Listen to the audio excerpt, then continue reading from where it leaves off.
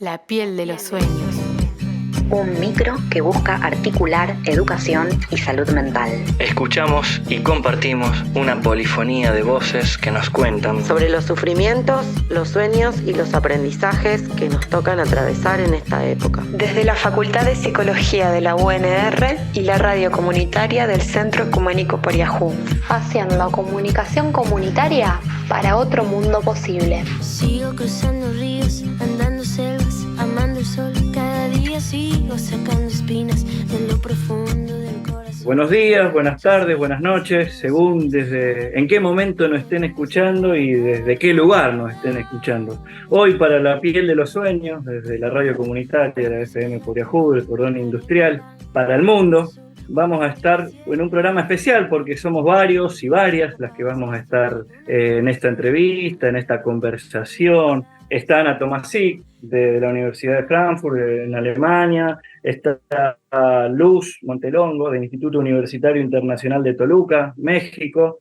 Está Nicolás Marrero, del Departamento de Sociología, de la Facultad de Ciencias Sociales, de la Universidad de la República de Uruguay. Está Francisco Fabieri, de la Universidad Nacional de San Juan, con quienes es un gusto compartir un grupo de trabajo de Claxo, el grupo Praxis Emancipatorias, Bienes Comunes y Metodologías Decoloniales Alterglobales, y cuyo eje temático integramos coproducción, productores y métodos, movimientos al intelecto social. Así que un gustazo enorme este encuentro. Ya vamos a ir de alguna manera conversando, y el motivo, digamos, en esta entrevista puntual es que también estamos con uno de los impulsores, uno de los referentes impulsores de este eje del grupo de trabajo. Así que le vamos a preguntar a Alberto Bielaskowski. ¿Quién eres, Alberto? Bueno, esa pregunta, no estaba preparado para esa pregunta. ¿Quién eres? Diría que para decir estos seres que uno lo habitan, que son varios, en lo que acá concierne, soy sociólogo, pero sobre todo investigador, ¿no? Se podría decir comprometido desde siempre y apuntalado por mi compañera de vida, toda la vida, sin el cual no podría haber llevado adelante este compromiso y los costos de este compromiso. Ser investigador, analítico y comprometido siempre tiene sus obstáculos, sus tropiezos y muchas esperanzas. Como verán, la realidad no podríamos decir logros, pero bueno, quizá en algunos momentos hubo estos logros. Bueno, y tengo otras facetas. A mí me parece que un intelectual puede cumplir una praxis diversa, ¿no? En lo social, en lo afectivo y también en lo estético, ¿no? En sus diversas maneras, ¿no? Ya sea en la plástica como en escribir pequeños relatos o poemas, ¿no? De manera que, algunas cosas más seguramente soy, pero podemos dejar en la bolsa. ¿Y que soy actualmente, profesionalmente? Bueno, soy profesor consulto de la Universidad de Buenos Aires, de la Facultad de Ciencias Sociales, investigador legendario, refundador o parte de la refundación del Instituto Gino Germani, y soy expresidente de la Asociación Latinoamericana de Sociología, ¿no? Como participado como presidente honorario de la Asociación Argentina de Sociología, de manera que tengo una trayectoria que tiene que ver con los temas que vamos a hablar, porque luego voy a explicar un poquito este vínculo con ALAS, que es la asociación que acabo de mencionar. Buenísimo, esa presentación. Planteabas esto de la investigación, del compromiso, y planteabas también, Alberto, esto de los obstáculos y tropiezos, pero siempre con la esperanza. Y en ese sentido nos gustaría, preguntarte, que puedas comentar, digamos, esto que se viene impulsando de la coproducción investigativa, colaborativa, un poco también qué aprendizajes, qué dificultades, qué obstáculos podríamos empezar a conversar fundamentalmente de este atravesamiento que tuvimos, ¿no? en estos momentos que atravesamos de la pandemia, qué aprendizaje, qué dificultades pudimos o podrías plantearnos como para seguir conversando. Bueno, hace poquito escribimos un texto con Luz que creo recordar, o por lo menos una parte del título, que se trata de justicia cognitiva. El nacimiento de esta inquietud es larga, es lejana, casi desde los inicios de mi carrera como investigador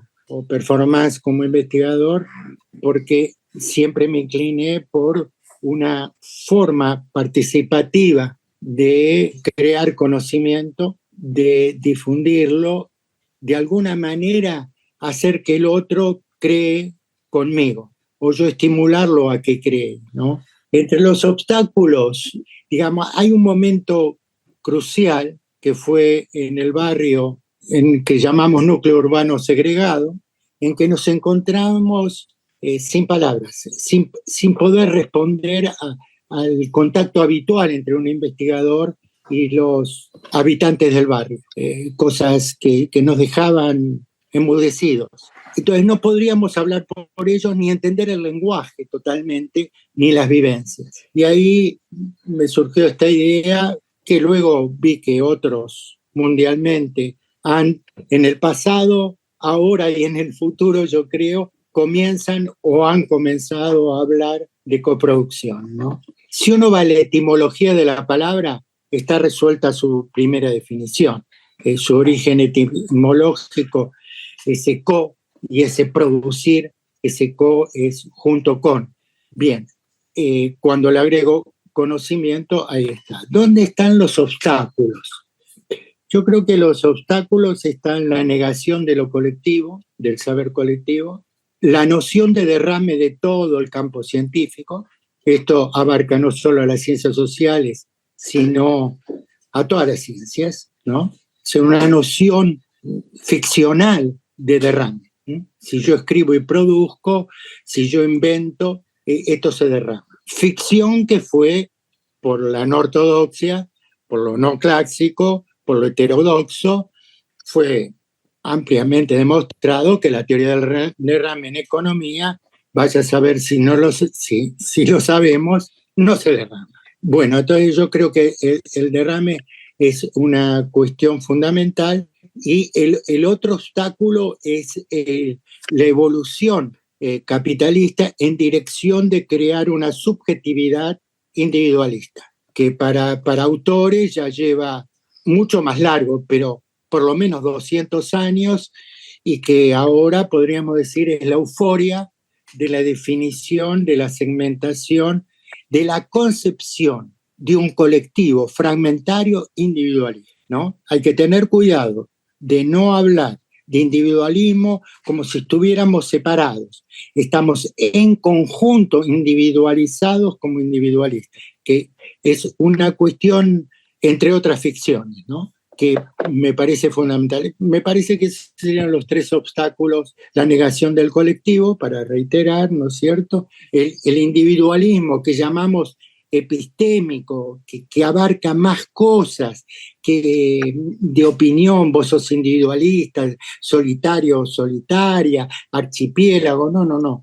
Es decir, es más profundo, es bien profundo, ¿no? Y estas formas de derrame que habíamos hablado. También sería interesante también comentar algunos de los aprendizajes que tal vez en relación a impulsar esta forma de investigar, esta forma de difundir el conocimiento construido, qué aprendizajes, y también una pregunta que te queríamos hacer, que habíamos pensado, y que creo que se va gozando de alguna manera en estos obstáculos, es cómo podríamos, o qué articulación se podrían proponer entre la cuestión de la coproducción, ¿no?, y los derechos humanos. Estuve pensando, ¿no?, que un aprendizaje es manipulado, inculcado, está la idea de que el especialista, el profesional, es el que debe dar la solución intelectual a cualquier problema, desde el ingeniero al sociólogo. Ahí hay un problema. El segundo aprendizaje es que no se salta de nivel. Es como que los niveles están clausurados. Es decir, un profesor cumple en su cátedra, pero no puede saltar a modificar la universidad. Aun cuando tenga representaciones y demás, no hay en la práctica diaria, cotidiana, el hacer del segundo nivel. Y aunque puede actuar en el tercero, que es lo político, lo institucional, pero tampoco lo hace. Entonces, a mí me parece que ahí encontramos un obstáculo. Con este descubrimiento, nosotros comenzamos a comprometernos con la Asociación Latinoamericana de Sociología. Llegamos a hacer un congreso nacional y uno internacional y luego uno mundial. ¿Con qué idea?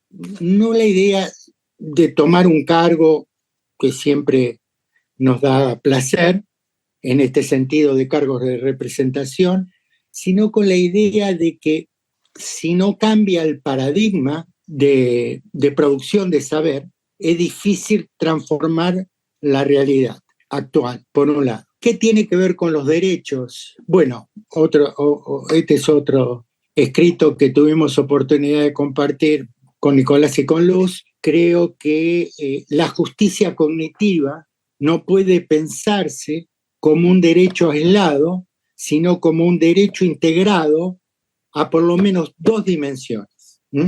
La primera dimensión es tener espacio temporal para poder crear, espacio temporal, no agotarlo hasta el estrés, hasta el cansancio, la fatiga, la enfermedad e incluso la muerte. Porque no es el único caso, ¿no? Y lo digo para todos los sectores sociales, incluso los medios de catedráticos y demás, que sabemos sus desenlaces trágicos en esta locura de las métricas, de las corridas, de la repetición, etcétera, ¿no? Habrán visto. Entonces, la justicia cognitiva, es decir, la justicia cognitiva no puede sino realizarse con un método de coproducción o parecido, producción horizontal de conocimientos, sociopraxis, colaborativa, investigación, acción participativa, todos los nombres que nosotros hemos resumido como coproducción. No, sin adjetivos, sino una palabra compacta que defina todo eso. Por eso descubrimos autores tanto atrás como adelante como producciones sociales. Después vamos a eso, sigamos con derecho. Entonces, un derecho es tener espacio. Para eso tiene que haber reducción de la jornada laboral. En eso Uruguay, en este pedido Uruguay es pionero, pero también ahora en la Argentina hay leyes. Bueno, el manifiesto, el manifiesto del proletariado comienza con eso, ¿no? Pidiendo las 8 horas, ¿no? Y ahora las 6. Como sea, la reducción. Esto lo trabajamos con Nicolás, y con Luz, muy bien, y otros compañeros. Pero falta la subsistencia. Entonces, ahí el tercer derecho es el ingreso básico universal e incondicional. Entonces, me parece que la coproducción es un método que atraviesa una forma de llevar praxis a derechos integrados, pero que parte de una recursividad personal, subjetiva o colectiva que somos nosotros, que es la justicia cognitiva. Otros toman otras palancas, digamos, otras palancas para abrir otras puertas y otros mundos. Esta es nuestra palanca. Esta es nuestra palanca de cambio, pero no puede estar aislada de un reclamo, ¿no?, de coproducir para la reducción de la jornada, ¿no es cierto? La justicia cognitiva, a su vez, y dejo ahí para que ustedes puedan repreguntar o intervenir, la justicia cognitiva requiere entonces un nivel de la producción de conocimiento transformador, un nivel de producción de colectivo, de modo sistemático y científico, no por opinión. No, pues me parece que por acá haciendo... No se trata de una empatía. Se trata de cómo, así como se ha producido intelectual, práctica y políticamente el individualismo, debe existir una corriente de praxis, de interacción o de formación colectiva para la producción, en este caso, de conocimiento, pero podría ser para la producción de vida, podría ser para la producción filosófica, podría ser para la producción artística, ¿no es cierto? Es decir, en todas las sensibilidades.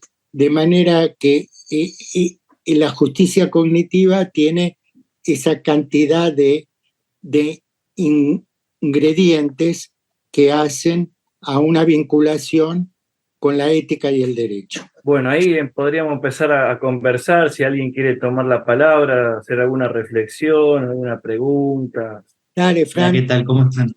¿Cómo andan? ¿Todo bien? Bien. Bueno, a mí me interesa mucho esa parte cuando comentaste, que hablaste de los niveles y dijiste que una de las cosas que van encontrando es que la solución, que se dice, ¿no? Que la solución es del especialista, pero que eso no debería ser así, o digo, no corresponde a la responsabilidad total del especialista otorgar una solución, sino que es una construcción colectiva. En ese sentido, ¿vos cómo pensás, digamos, las estructuras formales que existen en las universidades para trabajar con digo, desde estas inquietudes? Porque a veces nosotros vemos los espacios de vinculación con el territorio, la extensión, y bueno, y tienen un montón de nombres, y un montón de expresiones institucionales ya bastante establecidas, donde se plantea esta cuestión también en términos políticos, ¿no? Esta producción política del individualismo anclado a la producción de conocimiento, ¿no? También está anclada en las formaciones de la estructura quizás de las universidades. ¿Cómo ves en ese sentido el desafío de parte de quienes tratan de llevar adelante procesos de coproducción en relación digamos, a esas dificultades institucionales que ya están como previamente ancladas vía resolución, si se quiere, ¿no? O tradicionalmente en nuestros entornos productivos científicos, si se quiere? A ver, una primera definición es que la institución por método niega lo colectivo, el saber colectivo. Lo supone, lo actúa en la calle cuando es perseguido, pero no lo crea ni pedagógica ni académicamente. Los destinos están pensados para una educación bancaria, Freire, y una educación individualista. Podría ser González Casanova, Freire, Girús, que acaba de escribir un artículo brillante, freireano que vive en Estados Unidos, ¿no es cierto? De manera que toda la concepción y la formación de cátedras y pensar la universidad como una estancia circunstancial y no como una instancia creativa permanente de cultura y de conocimiento, donde el pueblo entre, donde sea una universidad de todos los colores. Esto que estoy diciendo tiene respaldo bibliográfico, ¿no es cierto? Es decir, hay libros que se llaman como lo que acabo de mencionar, ¿no? Luego, si quieren más datos, los paso, pero digamos, hay toda una concepción. Entonces, y después autolimitaciones. Nosotros hemos tenido cátedras masivas de miles de estudiantes, una sola cátedra, experiencias, con la inauguración del CBC, Ciclo Básico Común en la Universidad de Buenos Aires, luego de la dictadura, pero miles de estudiantes en una cátedra y más de 100 docentes a cargo. por ejemplo. Entonces no puede decirse que no se puede. En la Universidad de Buenos Aires no es de práctica común, pero en nuestras aulas venía gente de la comunidad a compartir la clase.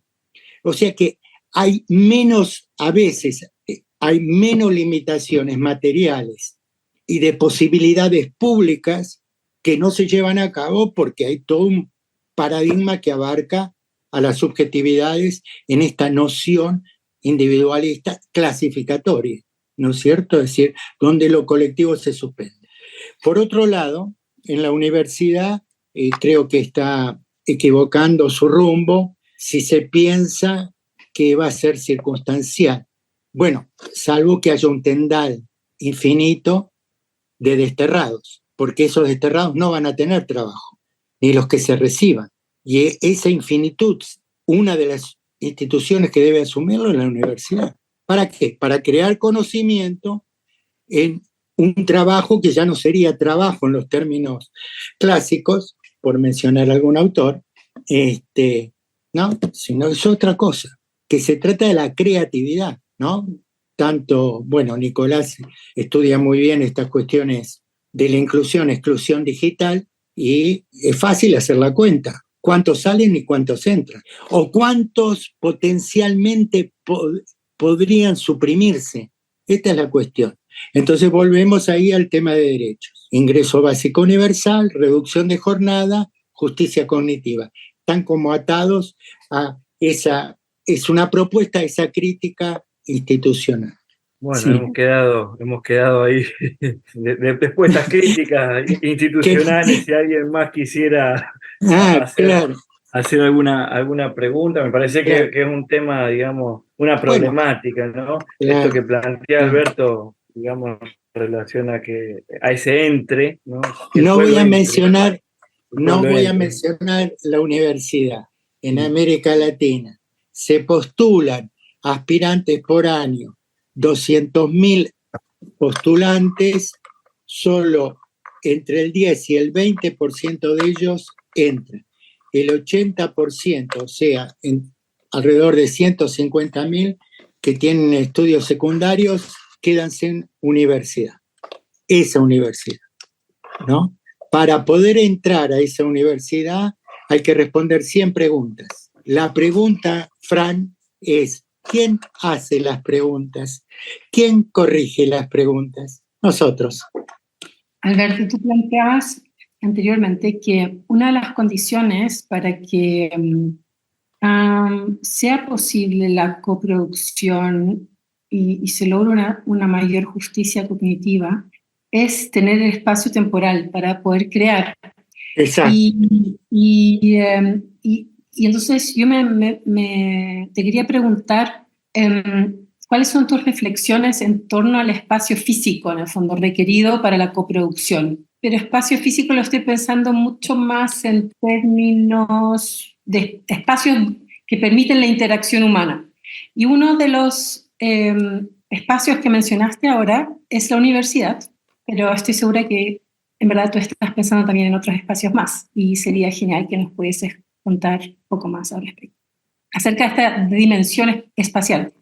Hay una concepción, por inventar algo, edilicia, mirando las universidades como las de Alemania, o las de Francia, o las de España, digo, para donde se supone que están las ranqueadas en primer lugar. Acá no entraría una masividad. Sus aulas... Acá tampoco. ¿Acá dónde? Digo, acá en Alemania. Por eso, sí, por eso dije Alemania, sí. Sí, lo que tuvimos suerte de compartir con tu invitación. Es fabuloso. Acá hay universidades que aguardan gran cantidad, pero no toda esa masividad que estamos pensando, donde todo mundo debe entrar. Como todo mundo entra a la primaria o a la secundaria, por teoría.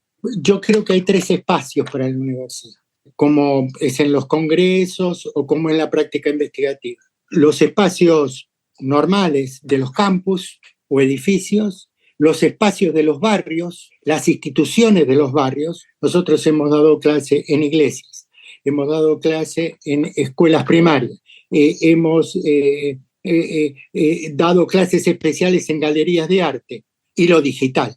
Lo digital tiene una presencialidad. Yo no sé por qué dicen virtual. Esto no es virtual, esto es audiovisual, ¿no? Esta idea de correr de que esto es ficticio. Esto no es ficticio, esto está creando en nosotros emociones, interrogantes, goce, tiene impacto corporal, ¿no? Tiene una vinculación.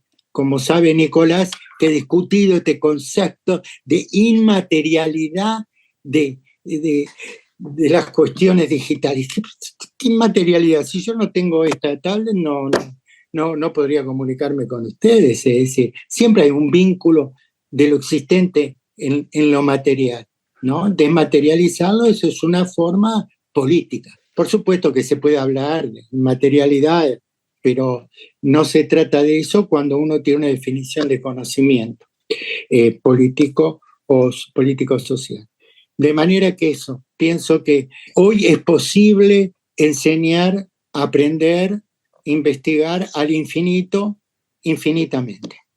Por lo menos esto es lo que yo pienso.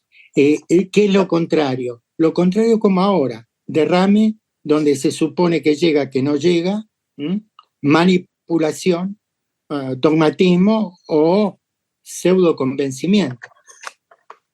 Entonces él va a hacer lo que yo le diga que va a hacer porque lo convencí, pero no por autogestión de su propio conocimiento. Entonces la coproducción lo que hace es impulsar a que el otro conozca e investigue de por sí.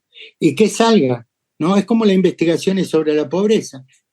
Bien, un éxito total, ¿no es cierto? Los millones que se gastan, millones de dólares para eliminar, para paliar, ni siquiera eliminar, para paliar la pobreza. Perfecto. ¿Y cómo no nos damos cuenta que hay un fracaso científico ahí, ¿no? Eso con muchas otras, energía, podríamos hablar. Es decir, ¿cuánto participamos de la investigación espacial de la cual dependemos para comunicarnos en este momento? Y tampoco es inaccesible. Cuando la coproducción se produce, yo tengo en agenda 2 o 3 casos de estudiantes de nivel secundario que han fabricado y exportan satélites. Si quieren les mando, eso ha ocurrido en la Argentina. Entonces, ¿cómo es que es inaccesible? Hay estas ficciones de la de no tener accesibilidad a los conocimientos. Soy demasiado enfático. Yo debo cuidar. Yo siempre me digo que debo ser más tranquilo en la expresión, pero me gana mi otro yo.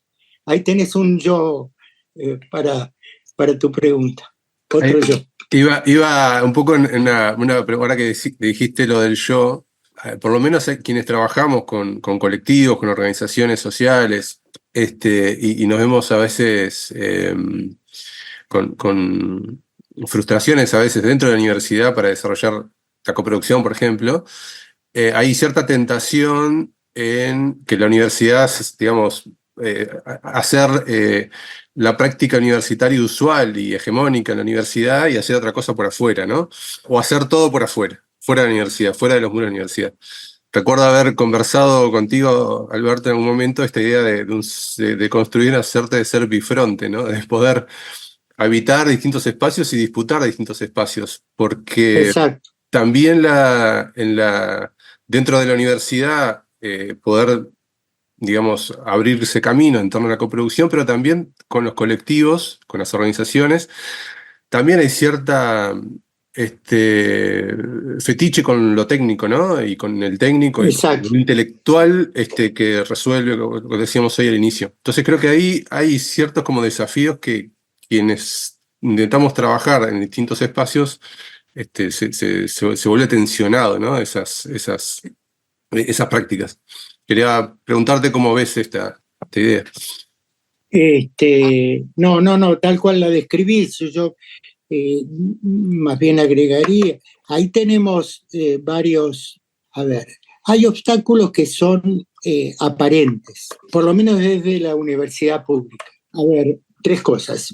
Ahora que, digamos, hay prácticas cientificidas, que ahora son universitariamente cidas, pero que son cientificidas. Este concepto no es mío para nada, es brasileño, lo usamos con luz. se construye un colectivo y la declaración de los decanos de ayer o de antes de ayer, la necesidad de la universidad vinculada a la sociedad.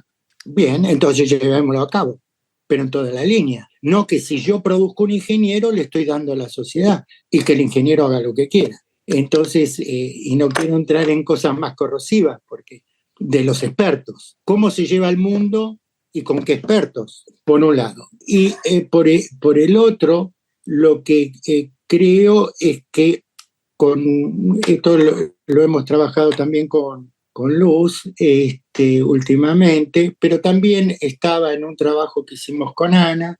Yo dividiría, para simplificar y para esta audiencia, ¿no?, que va a ser más amplia, que la ciencia se piensa con dos partes. Con una parte de saber, que tiene teoría y técnicas y métodos o metodologías, y una parte de intervención o productos. Esto es lo visible. Yo contrato un escribano, yo contrato un abogado, él tiene el saber, me hace, ¿no?, el juicio que corresponde, un médico tiene el saber, me atiende, bien. Pero en realidad existe una tercera parte a la cual la ciencia no se dedica sino en supuestos y que no se enseña en las universidades, que es el cuerpo real y material que practica la ciencia y la intervención. Entonces, la pregunta es cuando yo enseño, ¿cuál es tu cuerpo? ¿Cuál es el cuerpo creador? ¿No? Y ahí vienen las preguntas. ¿Es individual? ¿Es colectivo? ¿Es con la sociedad? ¿Es con el actor que estás estudiando? ¿No? Fran y Nicolás, Ana, participan en congresos de trabajo. Los trabajadores no participan de los congresos de trabajo. Y dedicamos la vida a estudiar el trabajo para modificar de nuevo, cuáles son los logros. Entonces, ahí el cuerpo productor de conocimiento tiene un rol fundamental. Lo que la coproducción descubre es la importancia de este tercer cuerpo, que tiene distintos nombres más sofisticados, como marco epistémico, encuadre contextual, no sé, relaciones institucionales, como quiere denominarse. Pero materialmente existimos. ¿Cuál es el sacrificio que nos implica investigar? ¿Qué se nos obstaculiza para crear con el otro? ¿Qué problemas tenemos personales para hacerlo? Pues también tenemos limitaciones personales.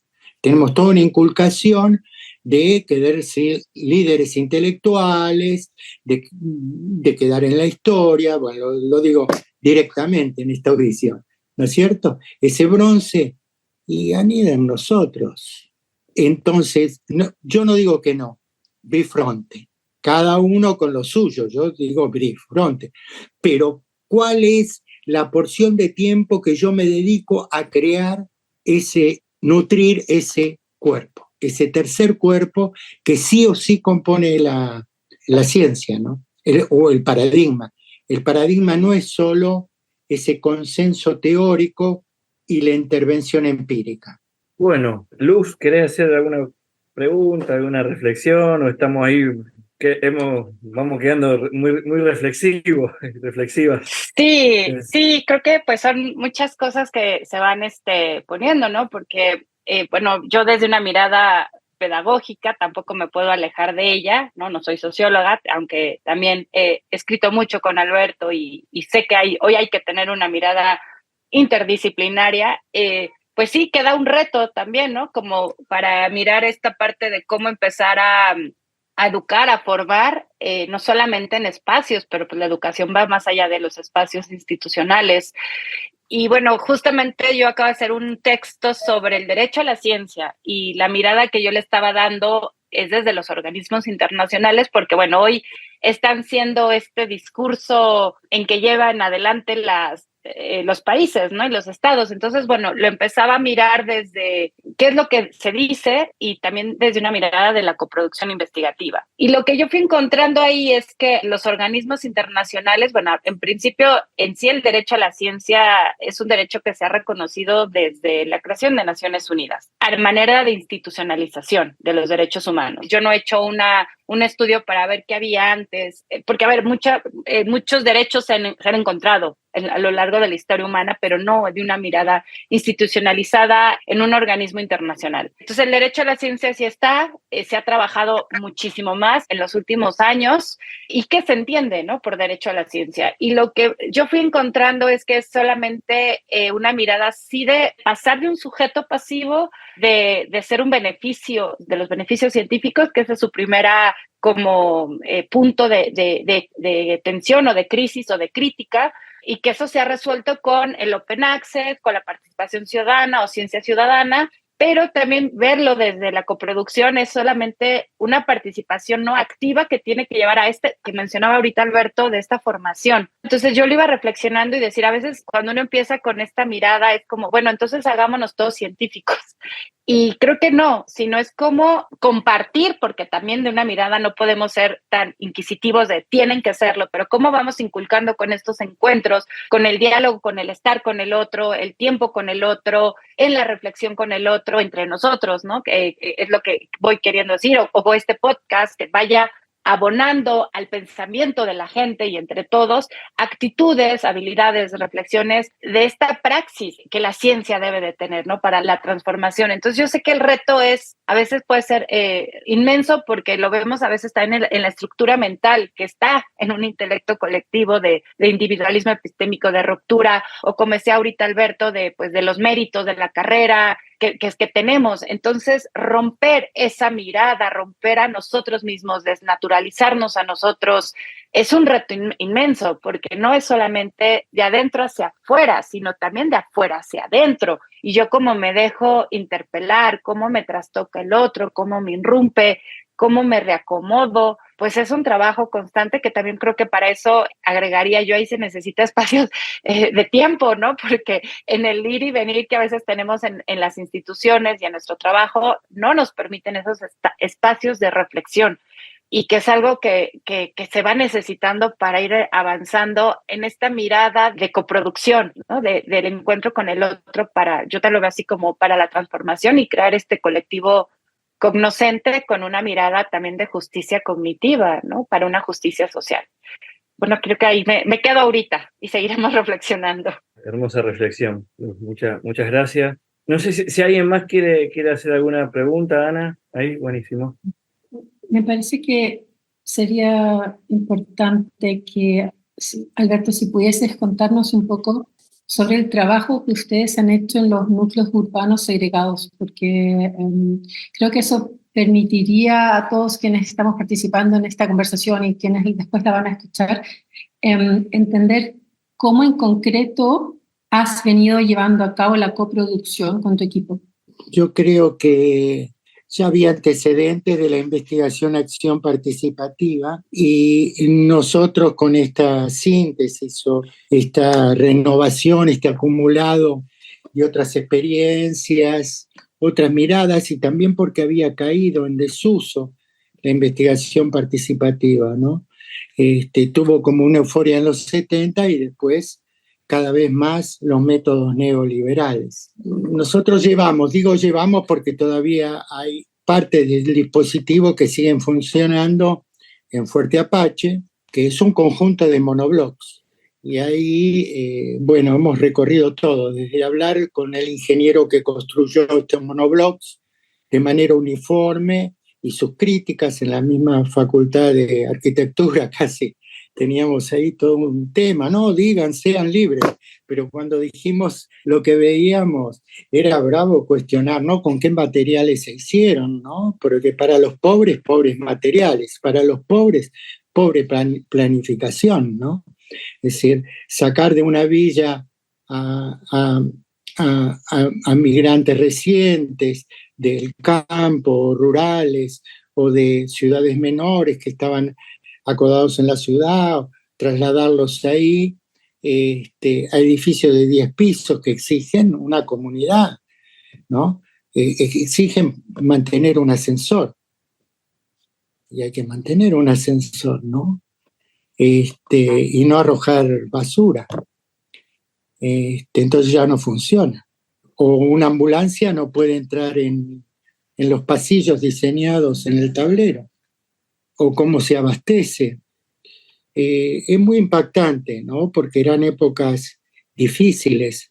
Recuerdo una vez que yo en ese tiempo manejaba un auto automático, no podía entrar porque había un cordón de policías con escudos que habían rodeado todo el barrio. Otro día llegaba y dicen, hace momentos ha habido acá un tiroteo.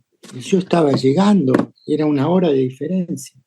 Bueno, de esos sucesos y cosas trágicas. Entonces voy a lo mínimo, ¿no? Cuando una madre de un niño, lo abandona el niño y no se entiende. No podemos entenderlo. O cuando una nena de 13 años tiene un accidente brutal porque estaba cuidando, 13 o 11 años, cuidando a sus hermanitos. O una familia, madre e hijos, viviendo en un auto abandonado. O vamos a la iglesia, recorremos, trabajamos en la iglesia y dicen, y me muestran todas las salas, y esta es la sala especial. Acá velamos a los niños, jóvenes, ¿no? Los grafitis de esto. Entonces, ahí comprendimos, no sé si comprendimos, sino que en lo más puro, lo más descarnado, lo más brutal, en esa oscuridad, en ese imposible, se observa, ¿no? Entonces, ¿cómo afrontar esas realidades, ¿no? Pisando el barro, encharcándose, ¿no? O es decir, llegamos a la sala de salud, después si querés acá todas estas cosas terribles, pero llegamos a la salita de salud y había fallecido un chico porque no tenían la máquina para la respiración, que en cualquier hogar esté portátil. No quiero contar más de más cosas. Es como implosiones permanentes, e implosiones reales, porque esos edificios implosionaron, varios de ellos, materialmente. Entonces, uno no puede sacar ni transmitir, aunque hubo equipos que supimos que fingían de parte del gobierno, o fingiendo del gobierno, mintiendo que era de la universidad, para sacar información o lo que fuera, o hacer estudios de pobreza. Nosotros no podíamos hacer eso. Entonces colocamos un dispositivo y creamos redes, pero siempre con muchas dificultades. Quedó y creamos la palabra de coproductor.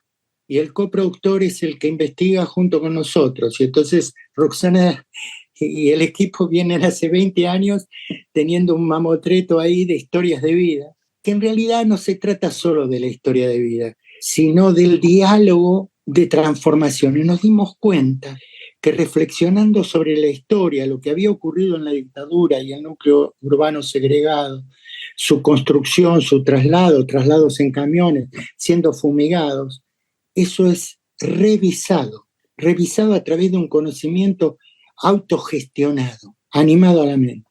No hay límite al intelectual, ¿no? Cuando el intelectual despierta. Bueno, eso ha seguido durante décadas, a veces hemos publicado. Bueno, integrantes de la comunidad vinieron a la universidad, integrantes de la comunidad participaron de congresos, eran coordinadores para atender a extranjeros en el Foro Mundial de ISA. Quiero decir que atendían a gente extranjera de nivel senior, etcétera, ¿no? Todos lo saben. ¿Quiénes nos ayudaban? Gente, considerábamos del equipo, viajaban con nosotros. Viajamos a Cuba, viajamos a Brasil, con recursos del UBASIT, tratando de ver cómo la universidad, cómo disimulamos, cómo hacemos, cómo legalizamos la lucha por legalizar esta cuestión. Entonces, ir a Mendoza, es decir, se creó un afecto, una comida en común, una creación de conocimiento que tiene que ver con el alimento en esta doble dirección. Y nosotros, bueno, traumatizados, ¿no? Recuerdo una vez hablando de Ricardo Antunes, que próximamente nos vamos a encontrar con él, les comento a Nicolás, que ya le dije algo, a Fran y a Seba, a Luya también, íbamos a presentar un libro de Ricardo Antunes en una empresa recuperada, que es otro de los dispositivos. En cada lugar nosotros colocamos un dispositivo de coproducción en largo plazo. Algunos duraron varios años y otros décadas, y otros, por supuesto, desaparecieron. Pero no se podía. Bueno, trabajamos con empresas recuperadas con el sindicato de gráficos. Entonces, en una histórica empresa recuperada que es IMPA, que ahora es universidad, llevamos a presentar con los compañeros de la fábrica, a presentar el libro de Ricardo. Bueno, Ricardo estaba enmudecido, pues presentaba su libro en una fábrica. Esto es la recursividad. Pero al rato cae Roxana y el equipo que venía del barrio, del Fuerte, que algunos detestan este nombre del Fuerte, ¿no? Pues eso es un oxímoron, ¿no? Porque no puede haber un fuerte Apache, es decir, salvo la película, digamos. Es decir, un fuerte es de los militares, digamos, de los federados, ¿no? Calculo. Y no me dicen nada para no perturbar el acto. Y cuando terminó, o al otro día, no me acuerdo, me dijeron que no quisieron perturbarme porque uno de los chicos que estaba en la murga se había suicidado, porque habíamos creado, Roxana había motivado 13 años. Entonces, investigar es una conmoción y una transformación subjetiva. Y entonces viene el silencio, uno no puede producir si no coproduce. Ese niño lo llevamos de por vida, no hay vez que no lo recordemos. Entonces, la coproducción es una penetración distinta, ¿no? Que solo puede el diálogo. Y entonces, como acaba de describir muy bien Luz, también es una postura ética. Entonces los derechos también necesitan un método y es, digamos, es como una circularidad. Mira, estas últimas cuestiones que tiraste, bueno, muy fuertes, muy interesantes, y que seguramente, bueno, como toda conversación que se fue dando, yo siento la inconclusión que nos va a permitir abrir otros ejes para también poder a lo mejor hacer otros intentos, digamos, de grabaciones, de podcast, y seguir planteando, bueno, esto también que planteaba justamente Lu en relación a lo educativo, las distintas preguntas que fueron surgiendo, lo del trabajo, cómo lo vienen también investigando, lo digital, ahí Nico, Fran, Ana, Luz, la verdad que hermosa conversación. Siento esa inconclusión como para continuar, para ir cerrando y para continuar. Una última pregunta quisiera hacer, Alberto. Bueno, ¿cuáles son tus sueños? Es muy íntimo. Escribí un poema que todavía nadie conoce, que puede pensarse para el pueblo o puede pensarse para mi nieto. Después de tantas luchas, verlo a él, me dije, bueno, entonces valió la pena, porque sí hubo mucho costo, mucho obstáculo, mucho tropiezo, pero valió la pena, ¿no? Mi sueño es que la comunidad de investigadores comprenda que el otro le es necesario. Por eso hago y me sacrifico. Fran, Nico, Luz, Ana, me han acompañado en estas locuras, ¿no? Uno dice, ¿por qué? Digo, por la asociación. Entonces, este es el sueño, ¿no? Ahora, yo creo que en cada acción que hacemos hay un fragmento de distopía o de utopía. Y mi sueño es esa idea de lo compartido, en donde la construcción no sea un hecho natural, sino una creación. Eso es todo. O no es nada. Gracias. Muchas gracias.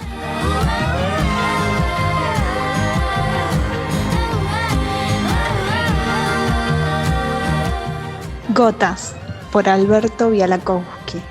Se escurrió la lágrima, traslúcida, entre veteados, Descendió acuífera, esquivó nudos, anidó al pie, lagunada. Pequeños espejos del bosque que la lluvia lleva en hilos de regreso al río. Como tu esperanza y la mía se van hilando de retorno en la tormenta. Este podcast es una producción de FM Poriajú, la comunitaria del cordón industrial. Nos encontrás en Instagram y Facebook como FM Poriajú y en nuestra página web como fmporiajú.org.ar.